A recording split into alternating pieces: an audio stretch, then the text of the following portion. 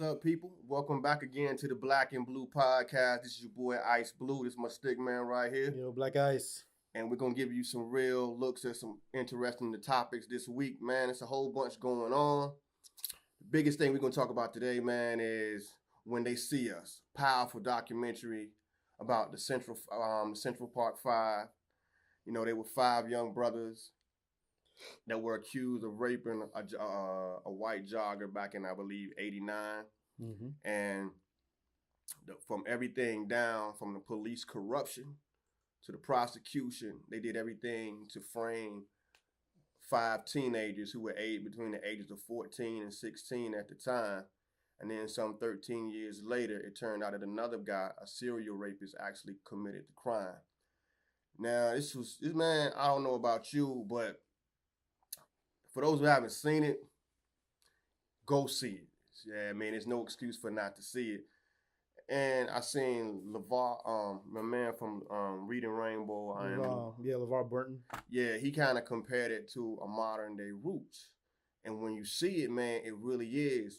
Because that's the closest thing that us as black men in today's society have as far as being kidnapped in a slave ship, taken from our homeland. And that's pretty much what they did to these young brothers, man. What you think of it? It was powerful, man. We gonna break it down. We're gonna get into it. Yeah. It's called When They See Us. It's on Netflix right now. Mm-hmm. All 4 parts. Beautiful job, Ava. Salute, my sister. First thing, I want to watch episode number 1 thus far. I got it, man. I had to get it. I just been crazy schedule, but I already knew about the Central Park 5 because I'm just into history anyway. Right. And but based on what you were saying, though, we were talking off air about, I was thinking about when I was watching the first episode that, you know, every black boy and girl need to see it. Right. You know what I mean? Especially black boys, but the black girls need to see it too. So as they get older, they can understand what black men are up against as well. Right. You know what I'm saying? So I think it's important for both to see it. And, you know, in this day and age, we see so many people on social media all watching the dumb shit, you know what I mean? Mm-hmm. And I ain't knocking it, you know, I watch dumb shit too. But we got to balance this out. We have to balance it out. And, you know, and that's something is a much watch. And yeah, it's going to be hard to watch that. It's going to be very hard to watch it, but it's necessary. It's very necessary. Because it can still happen today in 2019. Easily. I mean, exactly. And for me, it brought tears to me, man. I'm not even going to front because the brothers who were convicted of exonerated. We're going to call them exonerated 5. We ain't going to call them Central Park 5 because they didn't do it. It's real touching to me because they pretty much my same age. So everything that happened could have happened in any black man. And to me, it's like, damn, that it could have been. And it shows you how corrupt police officers are. It shows you how corrupt the judicial system is. It shows you the hatred they have for black men. And they will lie, steal, and cheat in order to enslave us. And that's pretty much what happened, man. Yeah. And you think, because they made it seem like they were really trying to defend the white woman who got raped. No. But like... It was political aspirations and all that. Everybody profited from these kids going to jail. Except for them. Yeah. I mean, when we say it was such a horrific thing, these brothers went to jail 14, 15, 16. Then they went into adult prison. Then the oldest one, who was 16 at the time, Corey Wise, man, his whole story just had me like emotional, brother. It's like they got him. They pretty much tried him as an adult at 16. He went in Rikers. He went through he went through the penitentiary system. And whatever thing you think happens in the penitentiary system, it happened. And it happened to kids. So we're going to leave it at that. You know, ain't nobody got to think about what happened. You know what happened. And but what really you know, I would say irritates me a lot is like Linda Fairstein. She was like one of the head people. I don't know if she was the prosecutor or DA, whatever she was. She was the one who led the lynch mob. Then years on later, went on to write crime novels and become a millionaire. And now she's starting to hear flashback, hitting feedback from nonprofit organizations that she's a part of. They want to remove her from the board. I mean, I might be wrong for saying this, but from a gang mentality, I'm not in no gang and never been in any type of situation. But when they say it's on site, every person that has something corrupt to do with this, if they still living, man, they need to get it. And get this, man. I'm sorry. I mean, for what people say, oh, that well, no, these kids were raped or whatever. They lost their freedom. They lost their childhood, and when they came home, it ain't like they were exonerated. The actual person who did it confessed. So it's not like the police were super intelligent. They framed the whole crime because they couldn't find the right suspect. So they blamed 5 innocent. And then tried to. Yeah. Mm-hmm. So honestly, man, they ain't trying to find the right one. But the irony in it. We probably gonna get some flack for this or whatever, man. But they say death is a small price to pay, man. Some people need to get it. I don't give a damn if you 70, 80 years old now. Your kids need to feel the effect. I ain't talking about going out there and hurting nobody or murdering nobody, but things need to be done. The irony of it, the organization that she's on the board of serves minorities, mostly minorities.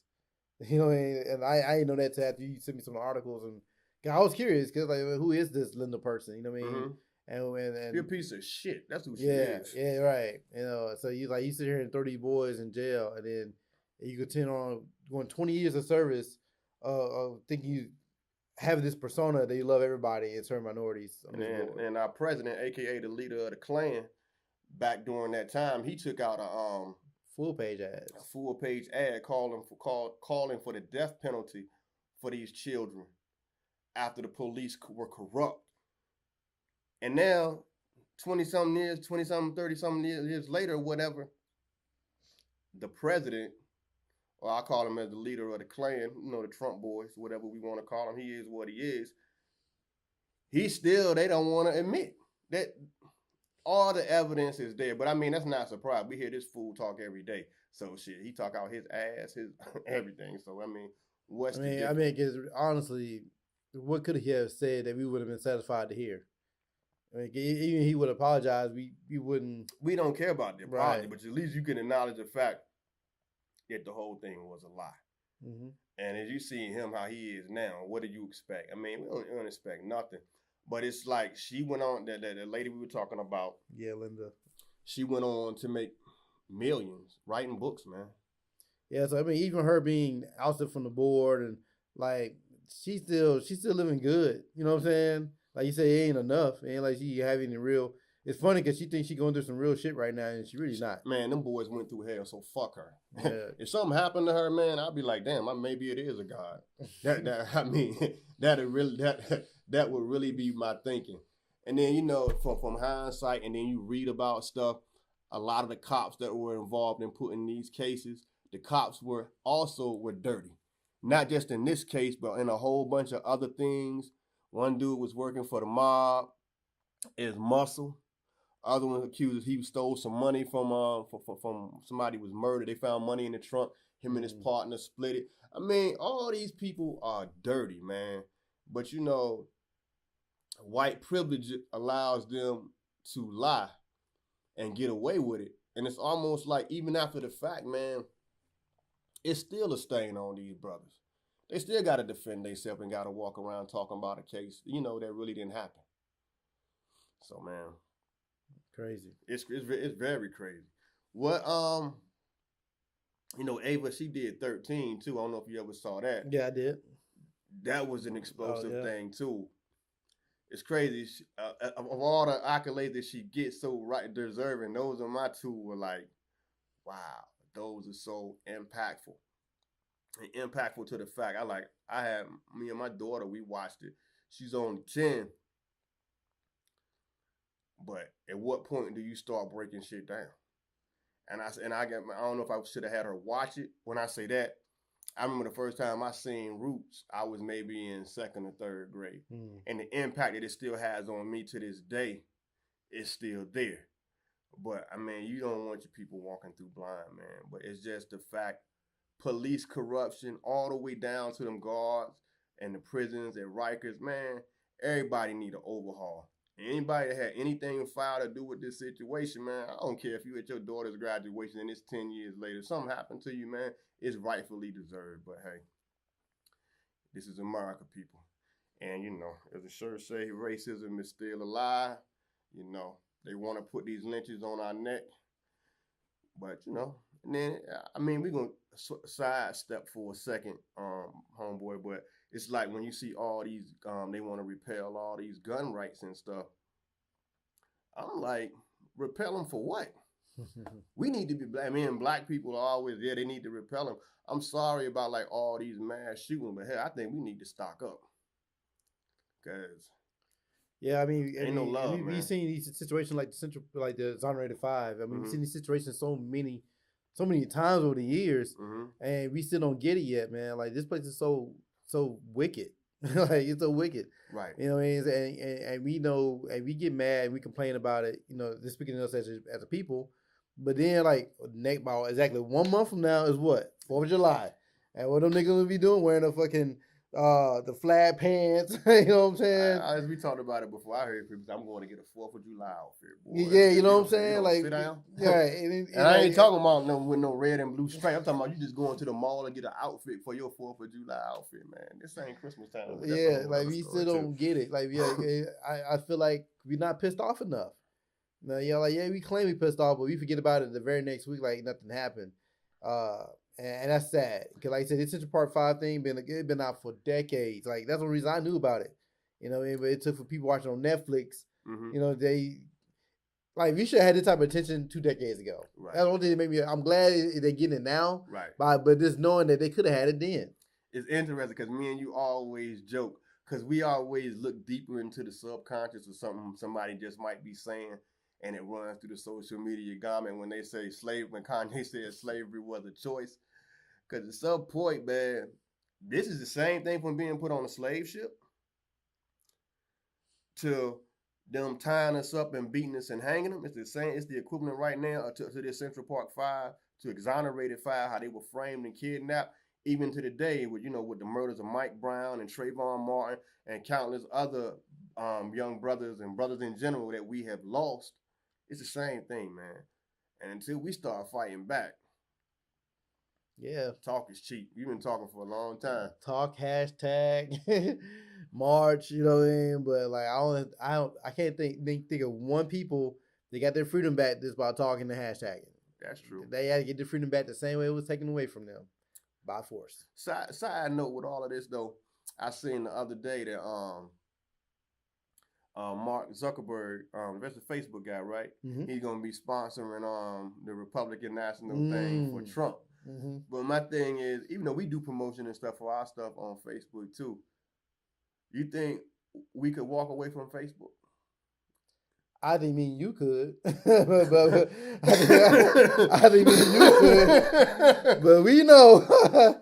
Like you were talking about this about a month ago when Facebook went down for a day and people just went ape shit 'cause they don't do themselves, or when Instagram went down. Facebook on Instagram too. So, and I still believe it was done on purpose just to see how people going to react.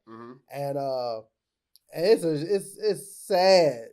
People feel like their world's ending because they can hop on social media on that particular platform for one day. You know what I mean? Right. So, but I just find it funny how we pick and choose who we want to cancel so quickly, but it can become something you love though. Like, you ain't saying nothing then. So you best believe. No, here's a better example. Chrisette Michelle. We drug her for like wanting to perform at Trump in the inauguration, right? I see she probably needed the money, whatever the case may be. I wasn't too bothered by it. But Facebook don't need the money or anything. But y'all don't see you dragging Facebook. No. You know what I'm saying? It's pick and choose. You pick and choosing, man.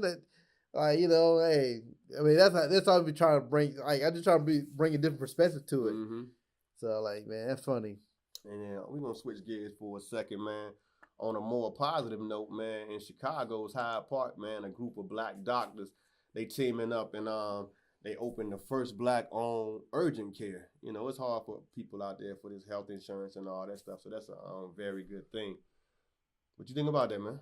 Hey, man, I look at the picture, man. It's a beautiful people. We are. Salute to them. Like men and women both, man. But I'm happy that we had to start thinking like that, man. If there's a need, we had to fulfill it ourselves, and then rather than depend on somebody else to do it. And I'm glad they took it upon themselves to make the move, because from my understanding, one of the guys was an ex-football player. He was an ex-football player, yes, he was. And then he went to school, and he's a doctor now, and I'm glad that he could have easily just went to a regular hospital, but instead got some people together of his own people and opened up their own thing. Well, what's even interesting is the doctor who was actually in the NFL.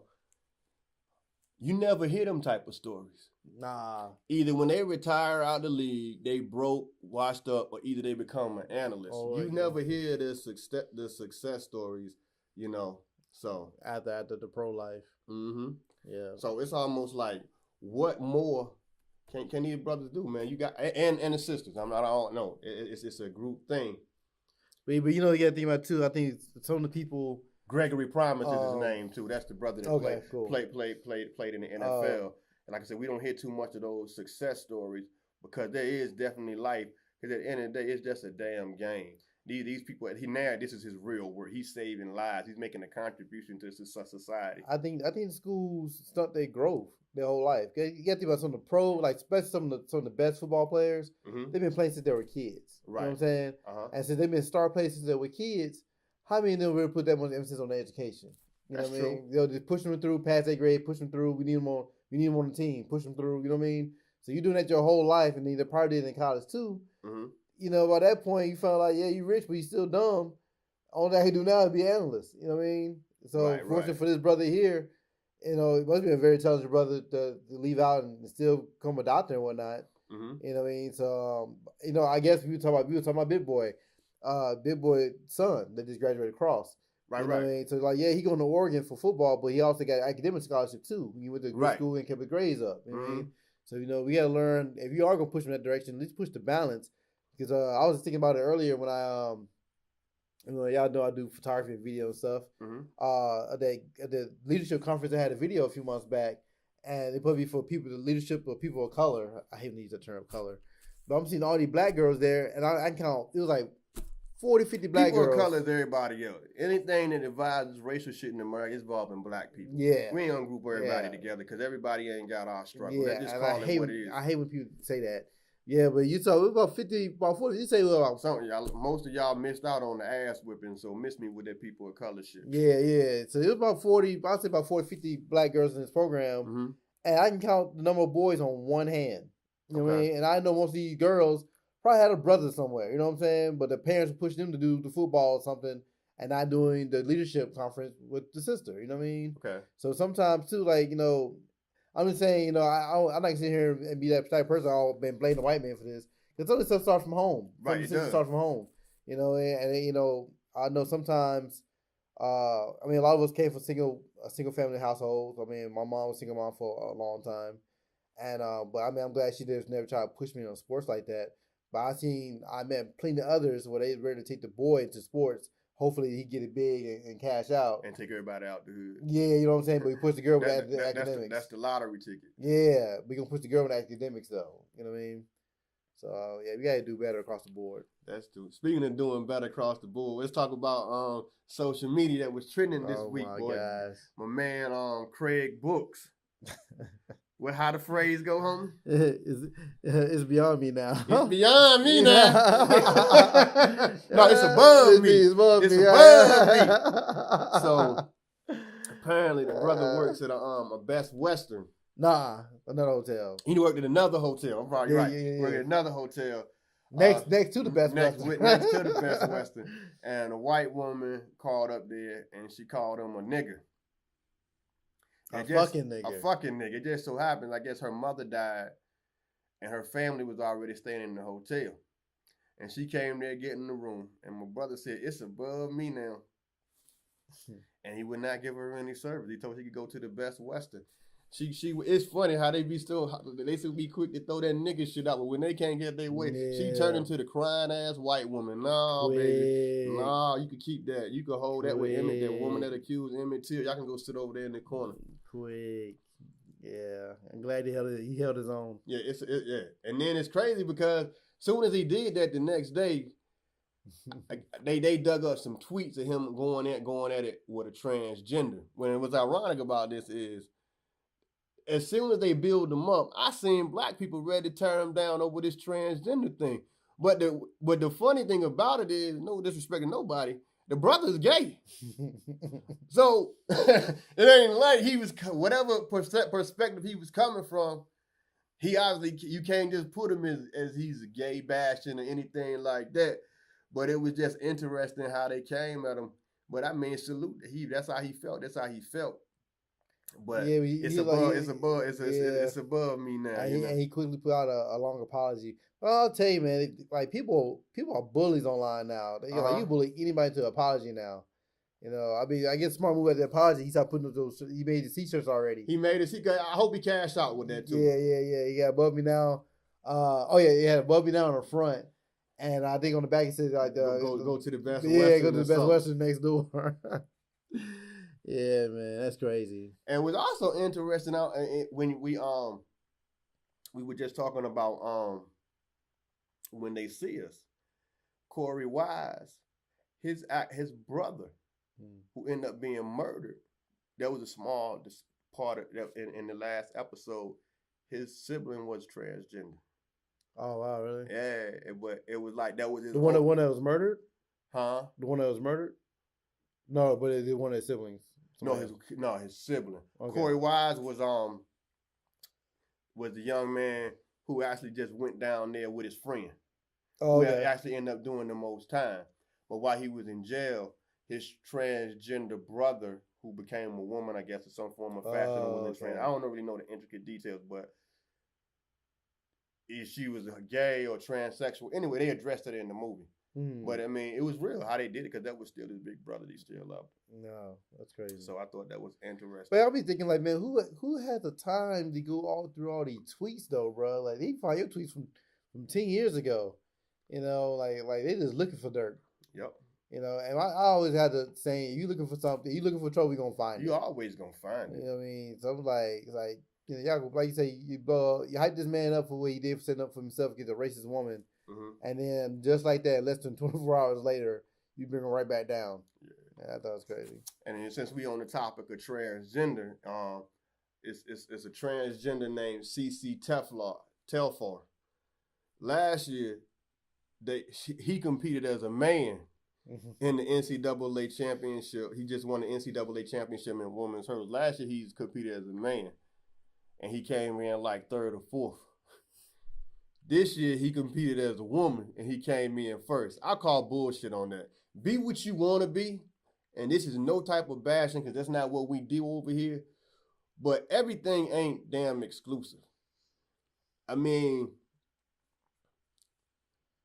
I ain't even going to go there. That's the I will go to here. I will go to this one point, though. Okay. I find it funny how, because you're dealing with the NCAA. So, you know, so they'll bend the rules to make this thing all inclusive for transgenders to compete whenever. Right. Like they bend the rules for society on that end, but they still won't pay our black boys and girls to play these sports that they cashing in on. No, they won't. You know, so you people think like, oh yeah, NCAA they're looking out for us, this and that and the third, but like, nah, they can't. That's a money grab for them. You know what I mean? I'm really waiting to see how this is going to eventually play out on the world spectrum with the Olympics. Are they going to cave in and allow? Hell no. America's going to eat that shit. The Olympic Committee is not going to cave in with that. You don't think so? Nah. I think everybody got a price, brother. Yeah, you know, if Olympics is a very corporate thing. If that's the case, you cheapen everything. To me, it's already been cheapened. Yeah, I can't argue with that. I can't argue with that at all. But I don't think it's going to play out on the world spectrum like that. I don't think the Olympics have a more high. Well, you know what? I see what you're saying. Not so much the Olympic Committee, it's the pressure from other countries that want to acknowledge. Like, you know, some countries, you know, like they kill you for being gay. Yeah, and like I said, you know, I don't think they will allow it. I mean, but if you got people in other countries who don't have transgender people competing in sports, they're gonna raise a ruckus if they're competing against. If all of a sudden you got a man competing against a woman. I mean, I understand you could be what you want to be, you can have your sex change and all that, but that still don't eradicate the fact of you're stronger physically. It just is what it is. I remember. And they talk about they use testosterone. Their testosterone is lower. I don't buy that shit. But one thing, you still taking medicine, which should be right. Illegal. Well, it is illegal to take any type of medicine that they give you some type of physical advantage. I remember one time, this is years ago. It had nothing to do with technically the whole transgender thing, but they had this morning show on BET some years ago. I forgot the name, but Vanessa Bell Calloway, she was one of the people that hosted it. Anyway, they had what's Muhammad Ali's daughter that boxes? Layla Ali. They had her and Sugar Shane Mosley up there. Okay. Again, this had nothing with transgender, but physical wise, she's taller than Sugar Shane, and technically she looked like a bigger person than him. And then they were joking like, yeah, she could take Sugar Shane. And I clearly remember to this day, it was all fun. It had nothing to do with transgender. But she was like, there's no way in hell I could beat him because physically he's a man. He's just fucking stronger. It's just the makeup, is the concept of his body. It wasn't no thing about any type of transgender thing. It's just spinning reality. So that's what I take it from, man. Okay. But I don't see how you competed. I don't see how in the hell you competed against men last year and came in third or fourth, and all of a sudden you the top person in the female category, and everybody looking at that shit like it's fair. Yeah, I'm not buying that, man. It is what it is. People could take offense. I mean, you could be you. Honestly, I have no problem with you being you, but everything, you can't just push that shit on everybody. Be you, live it. And man, what's up, man? On a sad note, baby girl, Maleah Davis, man, they finally found her body. And it turns out that her mother's fiance did it. Which they thought that he did it anyway. But hold up, but then this is the kicker. Rest in peace, love. I mean, I blame the mom too. Absolutely. Because what I'm hearing is they're saying the mom discovered some texts on the phone with him and another man that may suggest he was gay or having sexual relationships, and she called him out on it, and it went haywire from there. My thing is, if all that shit happened, why the hell would you leave your child with him? No, here's the kicker. Okay, he been abusing your daughter, and you still stay with him. And you're fine with that. Your breaking point was the dick pics from another dude on his phone. Right, because they said Child Protective Services had come out before, but they couldn't determine who did what. Yeah, so the child remained if it was him. Like, he beat your child or did whatever, but we don't know what the picture. But we assume they was dick pictures or something. That's what was your boiling point, not him messing with your baby. Honestly, I think that story was made up, to be honest. Yeah, that could be. It's a little bit more to that. The only thing we know for sure that Child Protective Services were called before. Yep. And she needed surgeries before, and you still allowed this dude in your house and take care of the kid and whatnot. So, but here's the interesting fact I didn't know until I was going through the article. Cause I've been watching the original press conference of the mother with the lawyer. Okay. I did not know he's the leader of the new Black Panther Party down in Houston. Oh, her lawyer? Yeah, yeah. He's no longer her lawyer now. He left some statements earlier today, actually. He kind of hinted around that the mom, I guess he hinted around that the mother is more involved than we think, per se. But yeah, I thought he was a regular lawyer because I was watching the press conference. I'm like, he's a sorry lawyer. And then on a bigger subject, because me and you, we go in deep and side to side, but on the recent things of they trying to make women have these abortions. I'm not that so they can't have abortions. I don't know if this baby is wanted or not. It's a damn shame. But my thing is, when the reason I say I don't know if she's wanted or not, because through all the situation, I haven't heard anything about her real father. Because I know if that was mine, we weren't waiting for to find the body or for the police to say. Homeboy ass would have been in the trunk somewhere. They would have been looking for him the same way they looking for my daughter. So it's a whole lot to that, man. I don't know, man. Like I said, did you see the article about that situation about the abortions in China and India? Okay. To me, it gave a whole different. Well, I mean, we already had different views when it came to this whole abortion issue, anyway. Okay. But and I say, my view more of I like give different questions and not putting out there. You know what I mean? Mm-hmm. And you know, me, you had a very thorough discussion about it. We missed a whole different angle of it that I saw in an article. Okay. And it was like the long-term effects of mass abortions. So and I'd like to see how you feel about this, man. But basically, the article was about China and India. Mm-hmm. And you remember in China, about I say 2 decades ago, they had control of the population, so you only can have no more than like 2 kids. And people were murdered, and it was well, I don't know. I haven't read the story. I'm just telling you what I know about already. It was one point, it was too many girls being born and not enough males. So when couples were having girls, they were killing the girls. I don't even know what the story. I just know, but I don't even know what the story. I think that's part of it. Mm-hmm.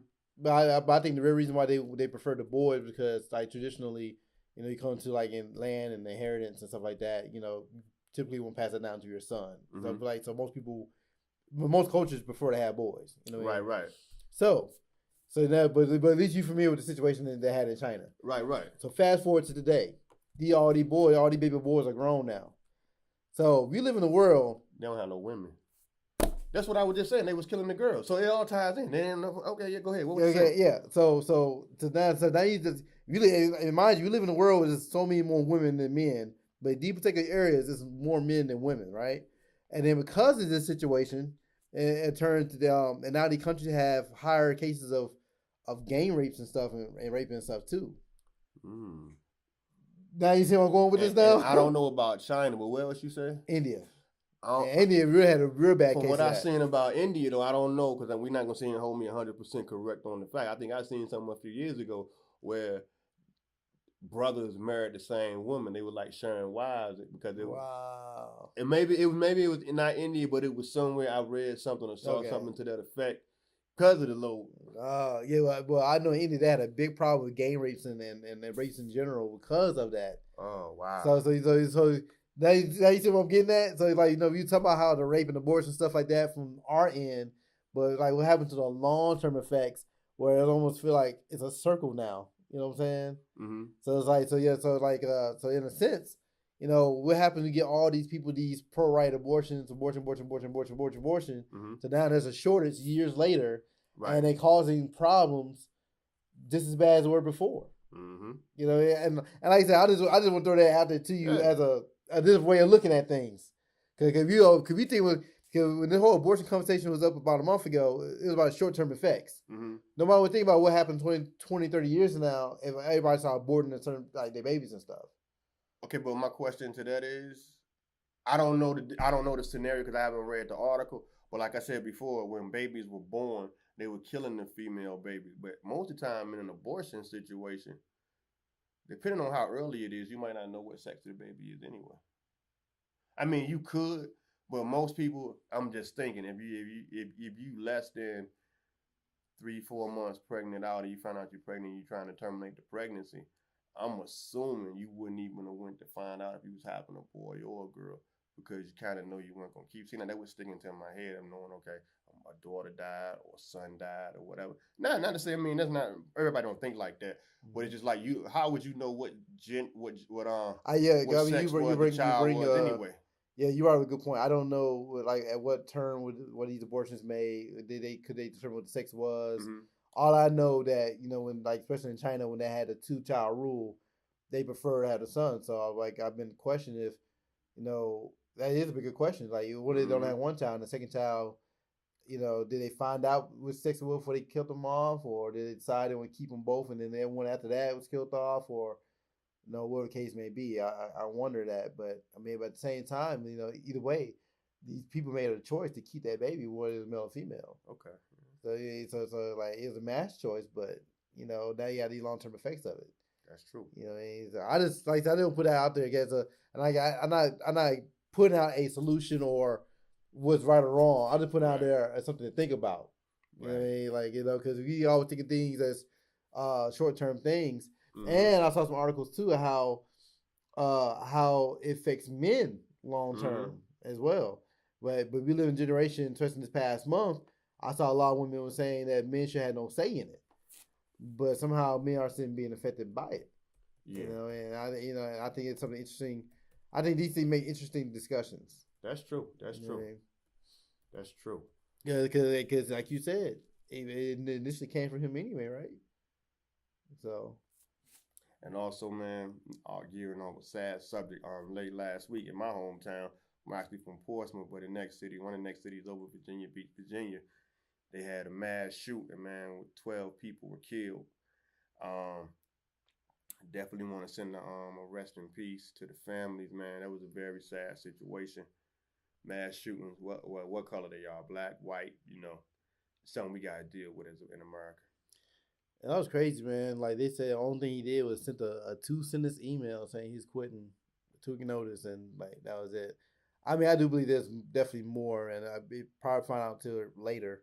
But I think a lot of these situations we never know what really be happening. But one thing, I think one thing I think we can say though, America got a effed up, volatile workplace habits here in America. Like so. Because I'm pretty sure for him to snap like that, you know what I'm saying? Like I don't know how his day-to-day work day was, but I've been through jobs. I know many people have been through jobs where it was very. I can see how I can lead somebody to that point. You know what I mean? Like you had these jobs where, case in point, when they see us in such a Part 5 situation, because in a way, some of the parents failed the kids. They didn't fail them because they didn't care. They failed them because they were trying to get to that job so they can provide for their kid.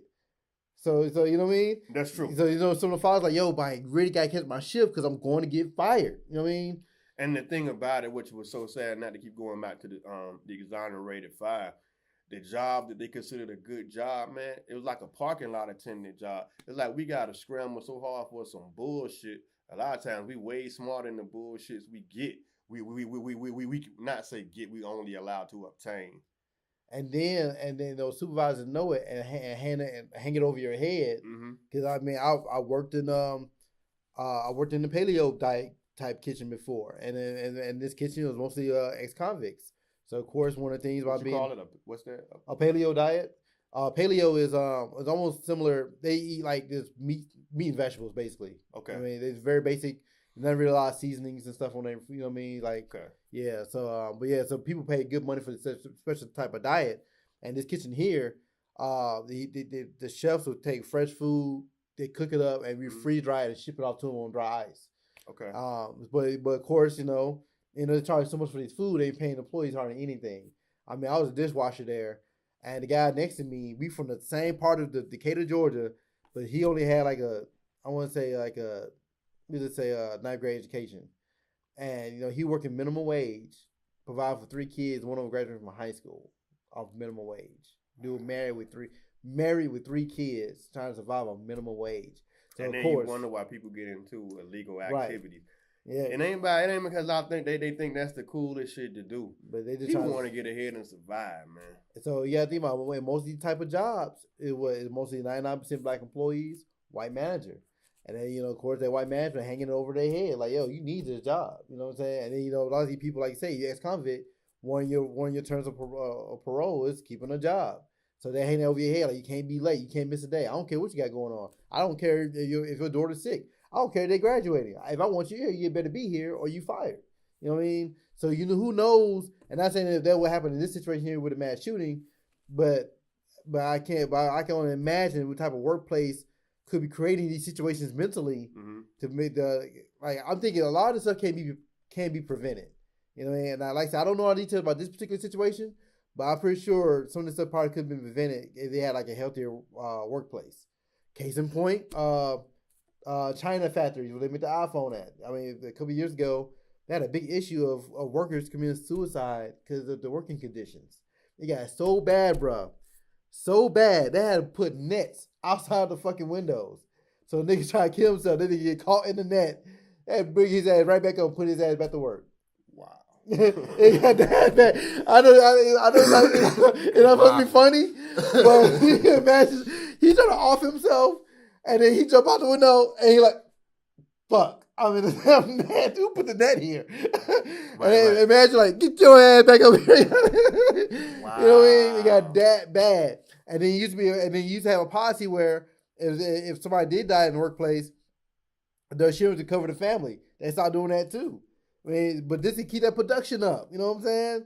So who knows where they been going through? Yeah, you know what I'm saying? You know? Yeah, and like I said, there's no excuse for taking the lives of no innocent excuse. people. It's not what we saying at all. It's just, man, it's just like I said, it's a sad situation, man. Rest in peace to the families, man. Yeah, man. May everybody rest in peace. Speaking of switching gears, man. Caitlin Simmons, man, she's a 17-year-old high school kid, black girl from Texas. She applied for a Subway position because her friend worked there. The manager texts back, somebody working there, girl boarding her application. I'm leaving it on the table for you tomorrow. Simmons' friends texted the manager. The manager then texted back, okay, thanks. How she look? The friend then replied, black girl, long dark hair, and then followed with shortage. The manager then responded, oh no, thanks. I don't want those people in our store. LOL. She's been fired since then, and rightfully so. But it's just small shit. Like, you can't even get a damn job at Subway, as we were just speaking about. So imagine if you really qualified and can do in a job that you're not getting. Some point, it's gonna be a breaking point, and it ain't gonna be good. But you know, the manager went wrong from the get-go. Your first question was not what's on the resume or how this child is. The first thing you asked is how she looked. Right. The very first question. You know what I mean? Right. You didn't want another black person in there. That's true. That's true. That's so true. That's so true. So, if that was your daughter, how would you have responded? Oh yeah. I mean, we'd never go on Subway ever again. Like, ever again. And I heard, the girl found her another job at a studio, which is great. So I'm glad. After the manager was fired, the owner of the franchise encouraged her to reapply, and she's like, "No, you can keep that shit." And I'm glad she did that. Okay. Speaking of more racism. Racism is still alive, man. As it should say, man. Racism is still alive.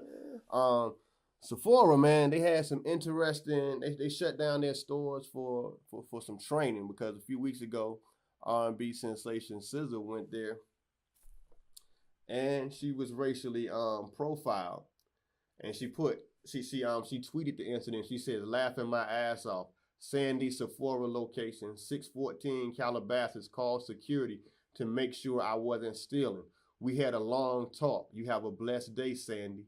Sephora." Sephora actually tweeted back to SZA, "You are part of the Sephora family, and we are committed to ensuring every member of our community feels welcome and included at our stores." In case you didn't know, SZA, she's I guess she endorses Rihanna's Fenty line, which is what sold in Sephora and all of that. So that's pretty much where that backlash came from. And it's sort of like the whole Starbucks thing when they had the sensitive training. But I guess her and Rihanna kind of put their foot down and made this a topic of discussion. What's your thoughts on that, bro? Somebody posted the same article, and they were like, I guess they was like congratulating on Sephora for having the diversity training. My thing is, like, I'm not congratulating them for that. They're just trying to save their ass. Okay. We're gonna get to the point of us thinking black first instead of black after the white people screwed us over. Right. And so one guy, he replied back to me. He was saying, well, sometimes that can be hard to find, with black-owned stuff. And I'm like, okay, that's true when you're dealing with something like food or hospital. Not makeup. I think it's plenty of black makeup lines out there. I'm talking beyond Rihanna. There's a lot of independent small business owners too. Not that I heard to Rihanna, but the same there's options out there. Okay. So but we keep financing our own oppression in the name of integration. Mm-hmm. Why would keep want to be included with these people? That's true. We begging them to take our money even though they don't want us. Why?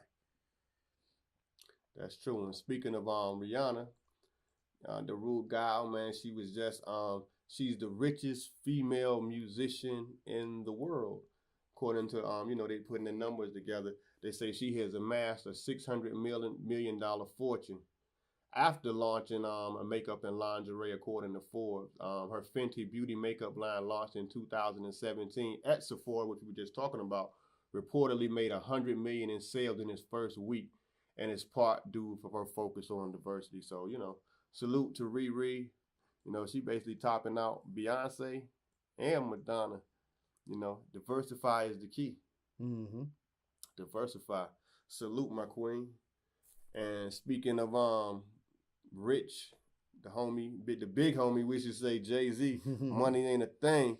They say Jay-Z just Forbes did an article and they just were I guess counting up his money because he didn't release the statement. They were counting, you know, it's funny, they be counting your money, man. They be counting it.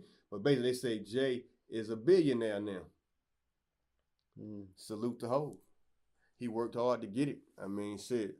Hey, funny how they and you know him and Rihanna are connected. So yeah, the same camp. Yeah, he put Rihanna on. Yep. So, but like that, game recognized game, meaning that I'm pretty sure when they have his conversations as executives, you know, it ain't just about music.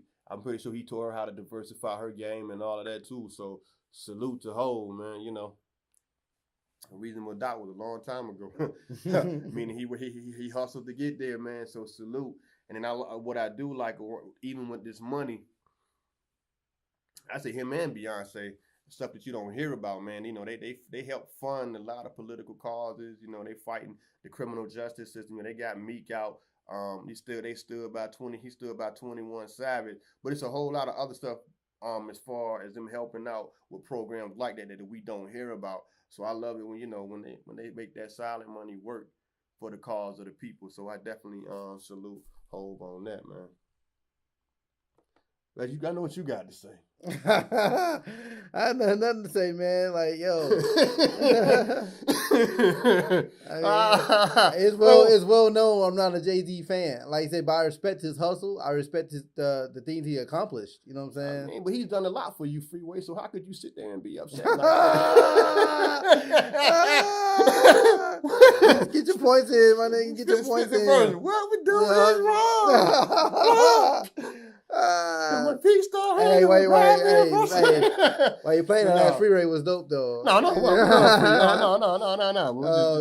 just clown. Yeah, no, but yeah, I mean, I took some heat from some fans because the guy was saying, this guy said I thought Dr. Dre was the first one to be a billionaire, and I corrected him no, Jay-Z is the first hip hop artist to be a billionaire in hip hop, but I said that I made a slight remark saying that, but they both sellouts though. And he basically was like Houseway, and you know, Houseway, how free, and in so many words, but he totally disagreed with me on this. But I was like, yo, you can't name the way this evil society America is set up, bro, for a black man from the hood to be a billionaire. You can't be pro-black and a billionaire. Like you had to play the game. At some aspects, but it's a chess game. It's a chess game. No, that point, and then, like the further proof my point. Okay. And this comes from Jay-Z himself. Mm-hmm. That's one thing I do admire by Jay-Z. Okay. By his honesty. He said a long time ago for him, you know, is a business man. You know what I'm saying? Yeah, he's a business. He's always been about it. But I have my issues. We've talked about it. I have my issues with some of the stuff. Sometimes Jay like the person that when everybody getting their ass kicked and it's 0-50, you don't see him nowhere around. But then when the championship be and they win that ring, he's sitting there with his fan number one. So yeah, I get what you're saying. Know what I'm saying? Because business is a cutthroat. You can't be for your people because to be a billionaire, you gotta play with these white boys. You know what I'm saying? Right. So you can't play the white boys and be pro-black because they're not gonna allow it. You know what I'm saying? And but you know, and I know people under oppression that he is, but here's my thing with Jay-Z. No, go ahead. I'm sorry. And it's not knocking, and that's not to say he never done any good things. I'm not saying that either. You know me, I'm very, I'm very objective about this thing. So I tell you what I don't like, and I tell you what I do like. You know what I'm saying? For sure. And but you can't tell me in the past 2 decades the man that made his career riding waves. Oh yeah, of course. You know what I'm saying? but when I mentioned that yesterday, you know, niggas in my ass about it. You know what I mean? He rode the hell out of that Kanye way. He bro. A long time ago. I caught the most heat off that. They're like, oh, you mean you bring up Kanye? I like he had to one up Kanye. Like that was such a petty move by Jay-Z. And then let's keep it 100. I love, you know, I feel about Jay, but That's a real. Them concerts selling out because of Beyonce. Yeah. I mean, we love Jay, but them concerts ain't selling like that because of Jay. And women paying $500+ a ticket and buying new outfits and getting it. They ain't going to do that shit for Jay. For Beyonce, right? They ain't going to do that shit for Jay. So, but he reaps the benefits. Oh yeah, he picked the right partner. Yeah, man. But I was like, man, like, but you can't. But people think he's on the impression that he pro-black and stuff now. But I'm like, bro, he only doing that now because that's the wave. You know what I mean? At the whole Ferguson thing and everything. But you got artists like Kendrick Lamar and J. Cole who've been on that thing like the whole time. They've spent some real gems on their albums. I don't disagree with that because we agree on that. His music is never his music. Even though I love it, I mean his music is Hustler's music. He only started one trend in my eyes in 20+ years. For him to be the GOAT, he ain't starting no wave. I don't know. I don't think of one wave that he may have started, and then you can correct me if I'm wrong on this because this is based off what I can remember. The Black album when everybody rocking the button downs and the jeans. I was one of them niggas that had the button down shirts and the jeans. See, he kind of pissed. Well, I don't disagree with you about that. But he kind of pissed me off on that shit. When Jay like me and one of my partners, my man Dre, we used to wear button ups before they was called button ups. So everybody, what the shit was called? Shirt with buttons, nigga? Huh? We called them dress shirts. Okay. So we would hit the club like that with our Durangos on and shit like that. My whole point is, a lot of people had on the throwbacks and shit, but we stood out like that. You know what I'm saying? Everybody dressed the same. Yeah. But so we was kind of pulling them like that because we had a different vibe. Okay. But soon as he said button up, hey, the whole damn club looked like us now. I'm like, nigga, shut the fuck up. Everybody asked you, let niggas come to that shit on their computer. I'm 30 plus, button up.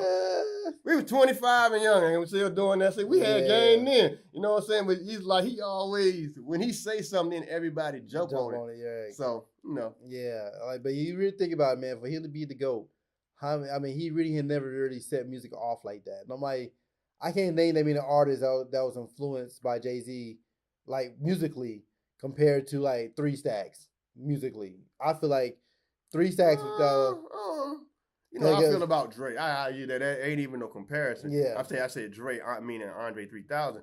But I can't sit here and act like Jay ain't had no influence on no wave. I ain't gonna sit here and say that. Corner with that one. No, I'm saying as far as creating waves. I mean, you take away from run with it. I mean, case in point, the Carter's album, that was a wave. He followed the Migos wave. Like, he changed the way they changed the music up. They changed the way he was rapping. You know what I'm saying? Like, Migos wrote a record for them. Migos wrote a record for Jay-Z and his wife. What record was that? The one they shot in that fancy museum. Okay. Yeah, you know what I mean. Like, they wrote Jay lyrics. Well, I think Jay did his own thing. Oh, okay. But, man, I think, but Beyonce was rapping and Migos did that. Okay. But this is the fact that less than 6 degrees of separation between Migos and Jay-Z, between the GOAT and the Migos, and they that close together. To me, that should say a lot. I don't think you can shortchange Jigga like that though. But I mean, hey, we all entitled to our opinion. Nah, these are facts, bro. Like, and I just felt like it was so petty. I think it's a petty move, and I could be wrong. Like, as long as I don't get it twisted, I die behind Outkast, but I ain't gonna sit here and say 3000 is better than Dre. I mean, better than Jay. Well, first of all, for one, Dre stopped in the middle of the damn game. I mean, he just completely stopped rapping altogether. I mean, I'm not mad at it. I'm just saying. So, well, to that argument, I think, Dre said back in the Rosa Parks, he would stop at the top and then put out average work. Jay put out some average-ass albums. Jay put a Blueprint 2, forgettable. Magna Carta, Holy Grail, forgettable. Kingdom Come, damn near forgettable. But you hold on. And maybe I'm just a Jay fan because I did like Kingdom Come, even though it was a comeback album. But my whole point in saying that is that's why I don't really respect. Now I was saying say respect, but when everybody be talking about Jay Electronica, my whole point is you gonna have some wins, you gonna have some losses that determine your greatness. But shit, you got to play the fucking game, nigga. You just can't quit and just stop and be like, okay, no.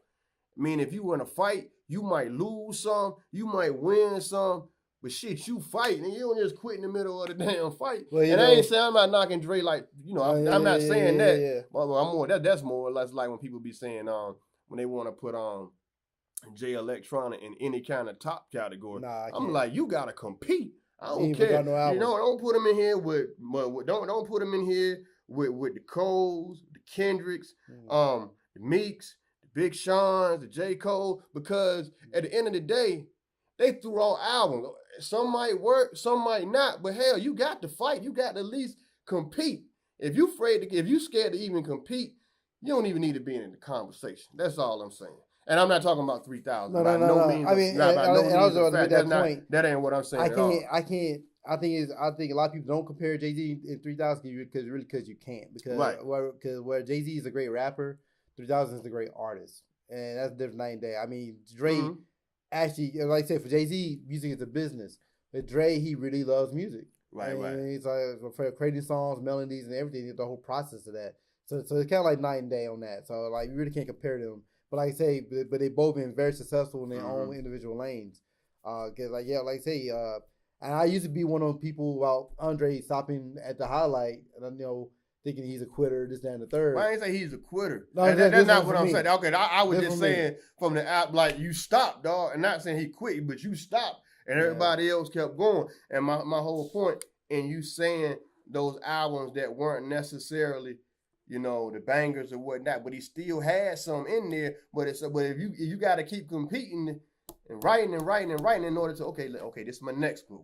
This the next one at the top. But he never get like he had some dope songs, he had some dope features, but I can't really think because I don't count the 444 album as a great album.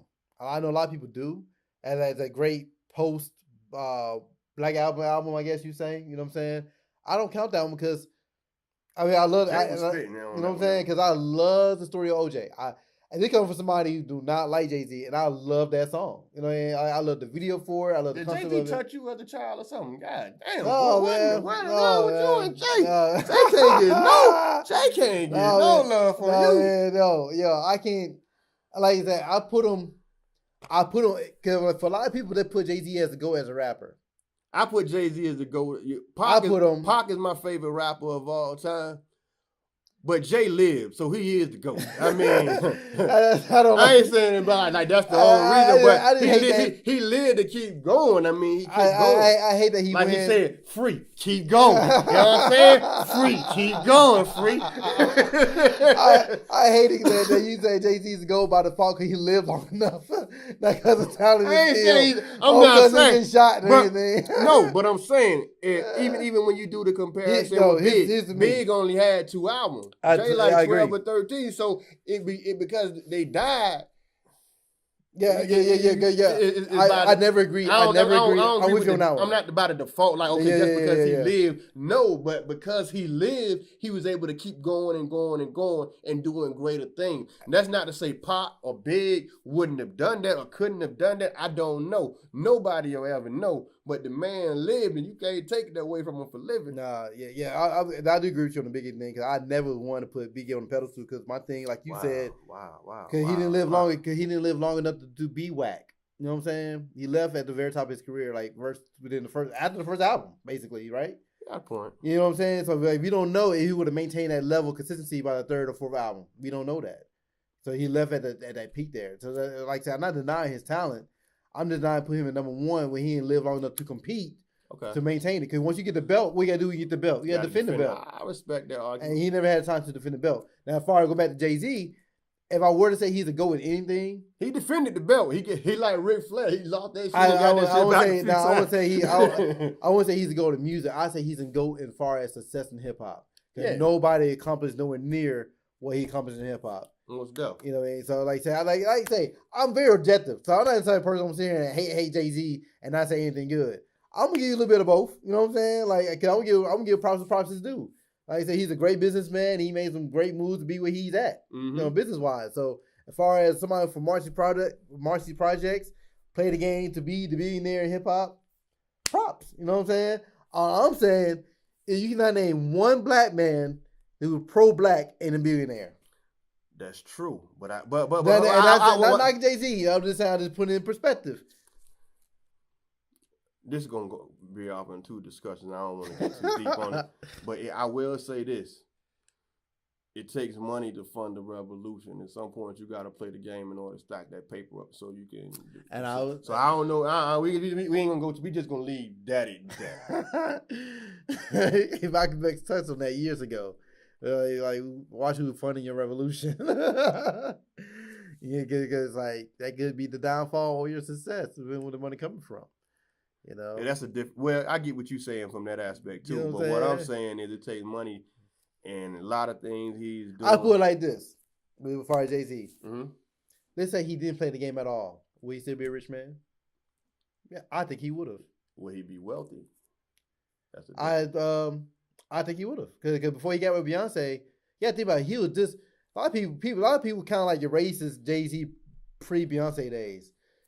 Before Beyonce, he was just a rap superstar, now a pop star. Right. And to get Beyonce, he kind of reached that pop status. You know what I'm saying? So as a rap superstar, I mean, especially during that peak, like 99, 2000, around that era, he was making some good ass money. I think he still would have been fine. Right. Yeah, if he still would have been fine, like financially. But you can't be mad at them coming together like the Wonder Twins, man, and putting that powerful union together either, man. I ain't saying. No, I know you're not. I know you're not. I'm just saying I respect that too. Yeah, you know, that's all I'm saying. But I call a lot of smoke on that. But it's fine. I take that smoke. All right. You know, but that's what I love about this podcast. Like I'm not gonna say what everybody else is saying. No, I don't expect you to. You know what I'm saying? Because we have our own mindset. You know? Right. And even if it's not the popular opinion. I've discussed my issues with Hov here and there too, a lot of times. But I mean, I still can't take away the greatness. But you know, speaking of billionaires, man,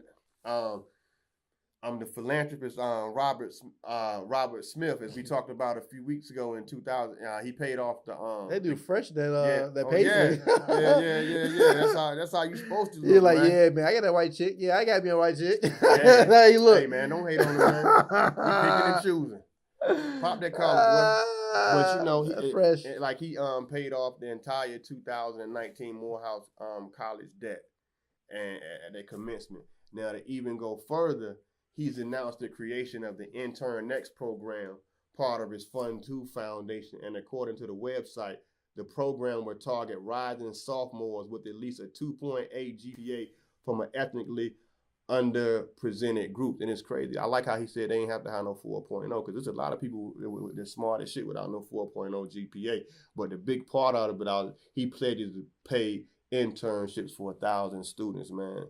His brother doing this thing, man. You gotta salute greatness, man. Yeah, salute my G. Definitely. Yeah, man. Before we close it out, man. Movies this week, man. I went and saw Ma this weekend. I wasn't, bro. Ocatvia Spencer. I'm gonna be honest with you. I love her. From her situation from the help when she shitted in the pie, as many. That's so disgusting. For her taking that money and doing the story on Oscar Grant's life with the Fruitvale Station. But the mom thing, it was supposed to be a horror, I guess a semi-goric horror flick. It was, I'm about to give a spoiler alert. So basically, as y'all see, the kids saw Mom. She was buying liquor for them and shit. She invited them to have a party at her house. And that was like the little kick-it spot. But they ain't really fuck with her like that. And the reason she was doing it, because mainly the kids that she was targeting, when she was in high school in '87, they were in a white town, one of a few black people there. They ain't had nothing to do with race, but it does have something to do with race when I get to the point. So she was a little nerdy girl and no friends and shit. So she liked this white dude. And everybody was in on it, and she thought he liked it. Even the girl was telling her how to give head. So she went and gave the white boy head in the broom closet, and she thought he liked her. And then when she came out, the whole school was there laughing at her. So she was getting back. That was my problem with Mom. I ain't like the writing of how she became Mom. And she had to be the only one of the few black people in the town. And that's how they got her to fucked up, because she gave the white boy head and they play. I won't feeling that shit. Yeah. That was my issue with Mom. But you know, I ain't telling nobody not to go see it. Ocatvia Spencer. It's still, some people might find it funny. You know, it really wasn't. I thought it was gonna be more horrific and shit. It was whatever. Okay. Shit could have came on TV. But, you know. I was about to say, if I did watch it, me being who I am, I ain't like that aspect of it, you know. I wouldn't like that either. Yeah, but no, that's what it is, man. We're going to close it out for the Black and Blue podcast, man. Salute to the Exonerated 5. Salute to that billionaire boy Ho, Robert Johnson supplying them internships, man. Black and Blue, man. We're going to catch y'all next time. Peace.